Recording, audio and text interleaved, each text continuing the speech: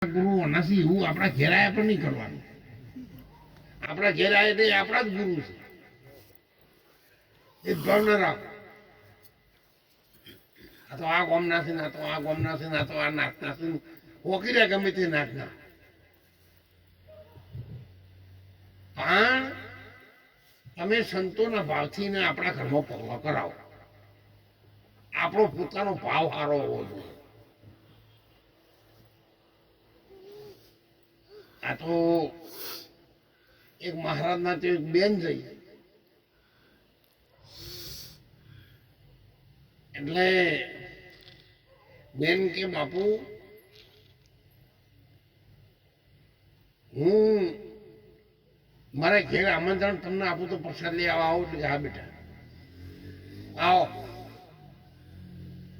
મહારાજ પ્રસાદ લેવા ગયા ને એટલે બેને દૂધપાક બનાવ્યો.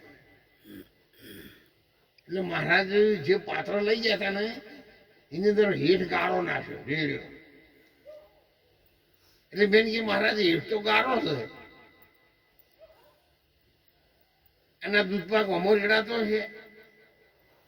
કારણ કે બેન મારા હેઠમાં દૂધપાકમાં જેમ હેઠ કચરો છે ને તારો કચરો ભરેલો છે, તારો પ્રસાદ મારે ના લેવાય.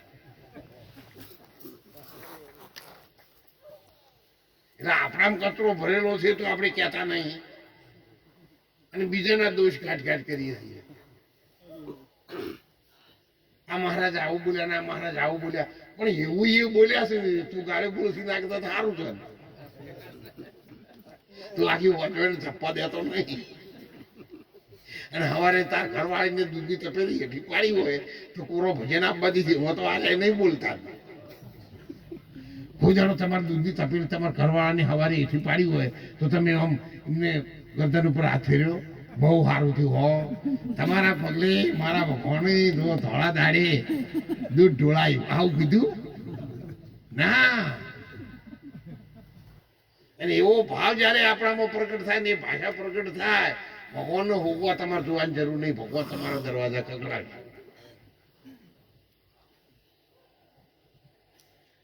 સૌને વિનંતી છે, જો આવતીકાલે બીજ છે, હું રણુજા ગયો તો ભારતીબેનને લઈ અહીંયા આવીને 4 દિવસ જુનાગઢ એમને જુનાગઢના મહંત તરીકે હતા તો હાજરી આપવાની હતી શિવરાત્રી. ગઈકાલે વધાણીથી મેં બેહાડી દેવા. અત્યારે આશ્રમમાં આપણા આ વસ્તી છે ને એના કરતો અત્યારે હાલ વધારે વસ્તી પગ મેળવાની જગ્યા નહીં. એટલા સંતો હાલ છે અને આવતીકાલ બીજ છે. હું પણ ત્યાં જવાનો છું.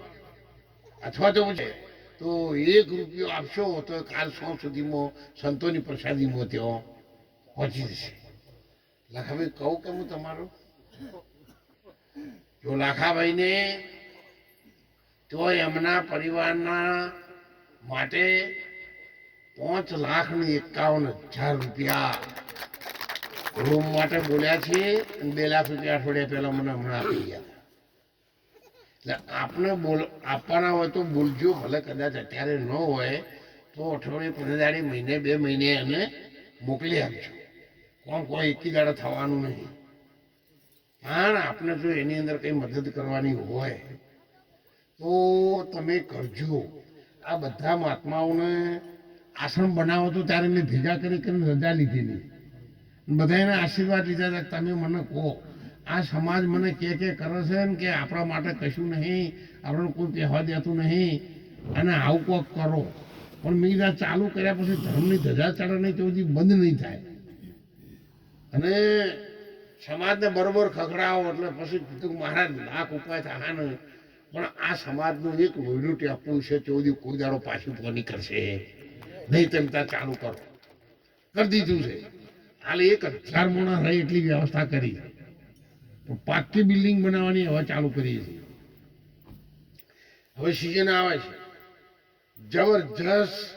એક માણસ ખાલી ઘર દીઠ 1,000 રૂપિયા આપે સાહેબ તો રણુદથી પોખરણથી પૈસા પાછળ તો ના બેઠ. એટલો મોટો સમાજ છે આ. અને હું તો કહું છું તમે હાલજો તો રાજી થઈને હાલજો. ના હાલશો તો કશો વાંધો નહીં પણ કોઈક હાલતું એને બંધ ના રખાતું.